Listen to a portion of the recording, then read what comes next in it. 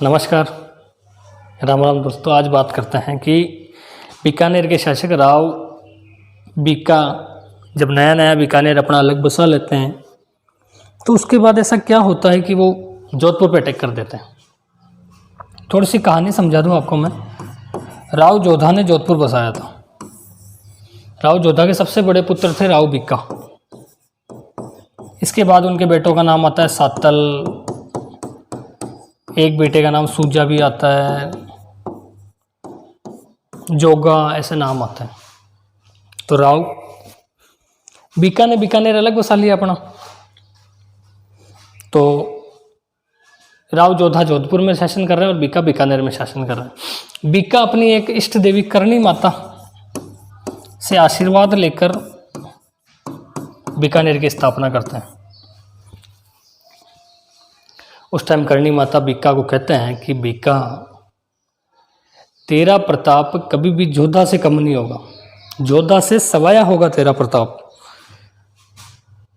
होता उल्टा था दोस्तों की जैसे कोई मेन शाखा होती थी, मेन वृक्ष होता था, उसके बाद उसकी शाखा अलग अलग जगह निकलती थी। जैसे इस जोधपुर की शाखा एक किशनगढ़ गई, मेड़ता गई, नागौर गई, बीकानेर गई, लेकिन पावरफुल जोधपुर ही रहा करता था। लेकिन करणी माता ने बीका को आशीर्वाद दिया कि बीका, तेरा बीकानेर हमेशा जोधपुर से हर चीज में सवाया रहेगा। इसके बाद बीका शासन करने लगते हैं। बीका का शासन दोस्तों बीकानेर से निकल करके बीका अपने साम्राज्य को खूब बढ़ाते हैं। उधर पंजाब, इधर हिसार, हरियाणा, इधर देखे तो लाडनू, नागौर उनके पास था, लेकिन लाडनू बीका के पास था। चूरू, उस वाले एरिया तक अच्छी खासी पेच पकड़ कर ली बीका ने। बीका के जो साम्राज्य विस्तार था उसमें इसके एक चाचा थे कांधल, राव जोधा का छोटा भाई। कांधल ने बीका का बहुत योगदान दिया था। लेकिन बताते हैं कि किसी एक युद्ध में हिसार का नवाब था सारंग खां। इस सारंग खां ने राव कांधल को एक युद्ध में मार दिया। राव बीका प्रतिज्ञा लेते हैं कि मैं इस सारंग खां को सल्टा के दम लूँगा। बीका अपने डैडी जोधा को कहते हैं कि सेना लेके आ जाओ, मैं अटैक करने जा रहा हूँ हिसार के नवाब को। बीका दौड़ा दौड़ा के मारता है। इसके बाद बीका का पुत्र नरा उस सारंग खां को उसी मैदान में एक ही झटके से तलवार से उसका 2 वार कर देते हैं और राव बीका वो युद्ध जीत जाता है। लेकिन जब ये वापस आते हैं तो एक चूरू में जगह पड़ती है द्रोणपुर छापर। बताते हैं कि द्रोणाचार्य ने इस आश्रम को बसाया था, द्रोणपुर नाम पड़ गया इसका। वहाँ आके राव जोधा बीका को कहते हैं कि बीका, तो वास्तव में सपूत है, लेकिन अब मैं तेरे से कुछ मांगने वाला हूँ और तुम मुझे वचन दे कि तू मेरी बात मानेगा। बीका ने कहा, डैडी नो टेंशन रहो, 100% आप मेरी गर्दन मांग लोगे तो ये बीका आपको गर्दन भी दे देगा। राव जोधा कहते हैं, बीका मुझे गर्दन नहीं चाहिए, मुझे लाडनू चाहिए। राव जोधा की एक रानी थी जसमादे, उसको पता नहीं लाडनू बहुत प्यारा था। तो बीका कहते हैं, लाडनू ले लो आप, मुझे नहीं चाहिए लाडनू, आपकी खुशी में मेरी खुशी। बीका जोधा को लाडनू दे देता है। इसके बाद जोधा एक और मांगा था। जोधा 2 चीज़ मांगता है, एक तो लाडनू और एक कहता है कि तू कभी जोधपुर पे अपना अधिकार नहीं जताएगा। बीका बड़ा पुत्र था, जोधा का जोधपुर था। बीका ने बीकानेर तो अपने दम पे बसाया, लेकिन जोधपुर में भी तो उसका हक बनता है, वहाँ से भी तो बाप की संपत्ति में बेटे का हक बनेगा।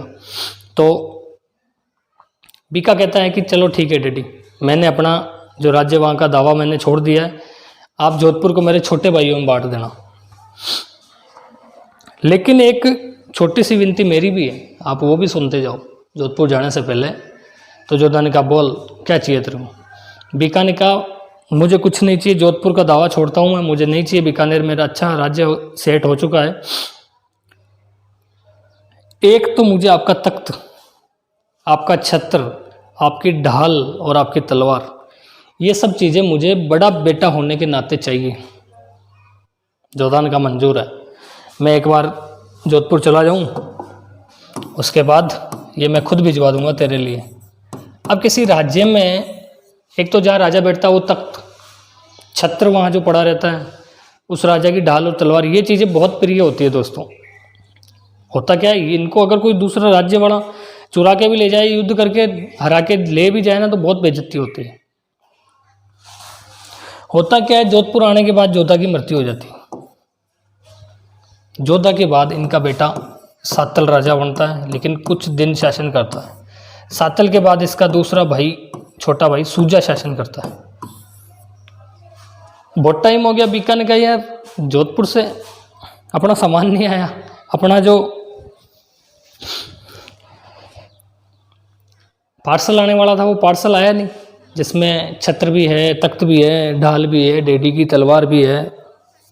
तो बीका एक व्यक्ति बेला पड़ियार को भेजता है कि भाई जा जोधपुर लेके अपनी चीज़ें। बेला पड़ियार जाता है सूजा के पास। सूजा ने क्या, नाम मत ले लेना, हाँ मत जाना इधर कभी, आज तो आगे छोड़ रहा हूँ, पहली बार दूत बन के आए, इसलिए आइंदा बाद अगर दिख भी गया ना जोधपुर के आसपास भी, तो तेरे को तेरे बीका को दोनों को मारूंगा।